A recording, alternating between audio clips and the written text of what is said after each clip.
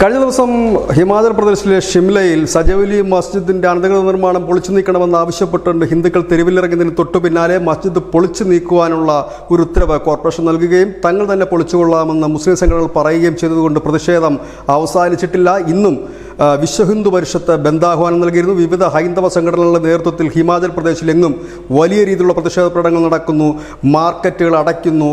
കുടിയേറ്റക്കാരായിട്ടുള്ള ബംഗ്ലാദേശിൽ നിന്ന് വന്നിട്ടുള്ള കുടിയേറ്റക്കാരുടെ വ്യാപാര സ്ഥാപനങ്ങൾ അടപ്പിക്കുന്നു. ഈ ഒരു ഹർത്താലിനും സമരത്തിനുമൊക്കെ അവിടെ ചില മുസ്ലിം സംഘടനകളും കൂടി പിന്തുണ പ്രഖ്യാപിച്ചിട്ടുണ്ട്. കാരണം ഹിമാചൽ പ്രദേശിൽ കുടിയേറ്റക്കാരായിട്ട് വന്നവരുടെ കച്ചവട സ്ഥാപനങ്ങൾ നാൾക്ക് നാൾ വർദ്ധിക്കുന്നു. പ്രദേശത്ത് വലിയ സംഘർഷാവസ്ഥ സൃഷ്ടിക്കുന്നു.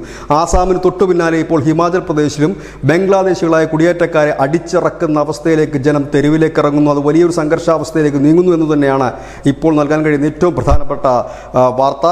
പോലീസ് സംവിധാനത്തിനും തടയാൻ കഴിയാത്ത വിധം അത് കൂടുതലായി വളർന്നിരിക്കുന്നു.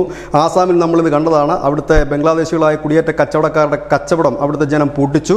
അവരോട് 7 ദിവസത്തിനകം നാടുവിടാൻ ആവശ്യപ്പെടുകയും ചെയ്തിരുന്നു. അതിന് സമാനമായ ഒരു അന്തരീക്ഷമാണ് ഇപ്പോൾ ഹിമാചൽ പ്രദേശിലും കാണുന്നത്. News desk news India Malayalam.